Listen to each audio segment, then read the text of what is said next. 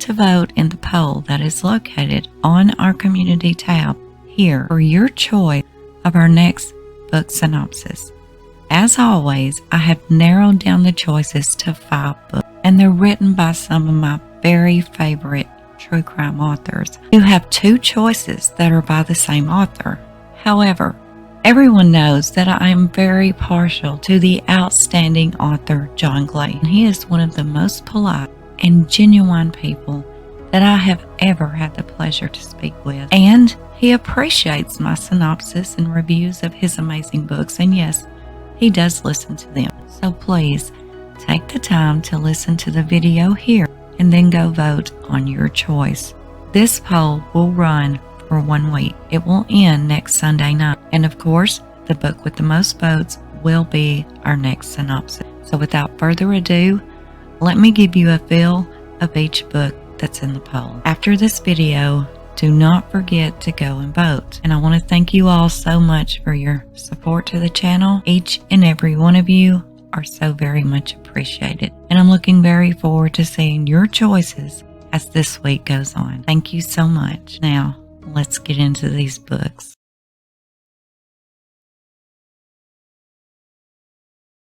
Book number 1, The Lost Girls by John Glatt.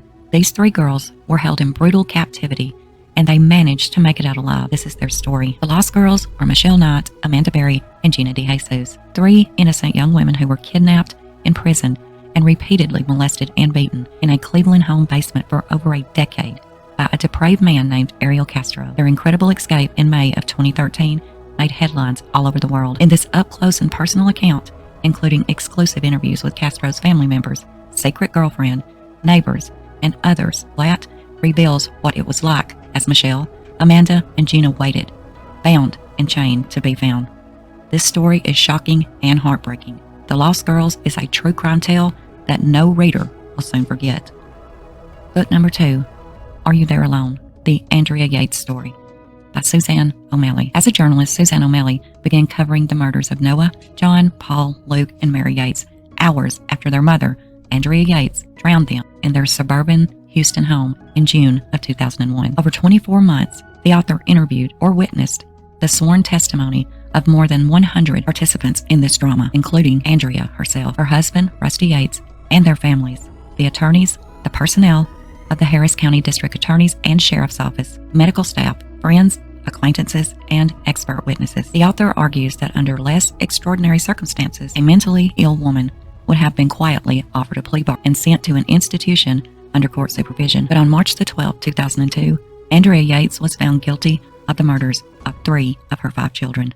She is currently serving a life sentence. The author makes a critical contribution to our understanding of mental health issues within the criminal justice system. Book number 3, Because You Loved Me by M. William Phelps. Jean Domenico's fiancé found her body on her kitchen floor. More than 40 stab wounds and blows to her head with a blunt instrument had cut her life short. Jean was a hard-working single mother. Nicole, her 14-year-old daughter, was on the honor roll and head over heels in love with an 18-year-old man that she had known only through the internet. Once the lovers met in person, Jean's motherly instincts sensed trouble. If only she had known that the life in danger was her own. Billy Sullivan's obsessive and controlling power over Nicole contributed to the brutal slayings of her mother. But it was Nicole's stunning confession and guilty plea that led to Billy's sensational trial, where a sadistic tale of love, loss, betrayal, and murder finally took a cold-blooded killer offline and online for justice. Book number 4, Secrets in the Cellar by John Glatt. Joseph Fritzl was a 73-year-old retired engineer in Austria. He seemed to be living a normal life with his wife Rosemarie and their family, though one daughter, Elizabeth, had decades earlier been lost to a religious cult.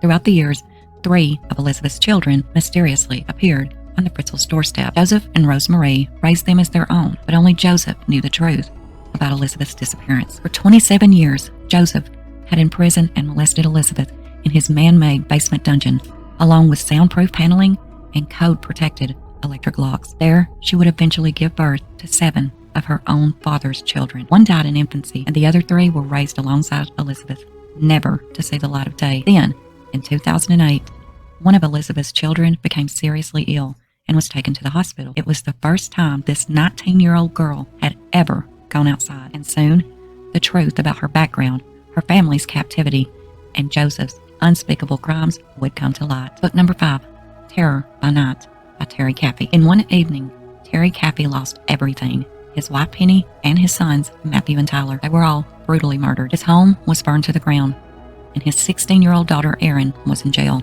charged with 3 counts of capital murder. In 1 year's time, God would restore it all. At 3 a.m. on March the 1st, 2008, Terry Caffey awoke to find his daughter's former boyfriend standing in the bedroom doorway with a gun. An instant later, the teen opened fire, killing Terry's wife and wounding Terry 6 times. As he slipped towards unconsciousness, Terry heard his son crying upstairs. More gunfire followed. When he regained consciousness, he felt the horrific heat of his burning house. Terry knew it was too late to save his family, but even in the midst of the flames, he assigned himself a new mission, thought to stay awake and escape the burning house through a bathroom window. As Terry stumbled and crawled 400 yards through pitch darkness, he asked God to keep him alive long enough to identify the killer, and then to let him die. God allowed Terry to identify the murderer, but he didn't let Terry die. What happened next is nothing short of a miracle. And there are your 5 choices. Don't forget to go cast your vote now in the poll for your choice. Thank you all so much for listening, and until next time, this is Unjustified.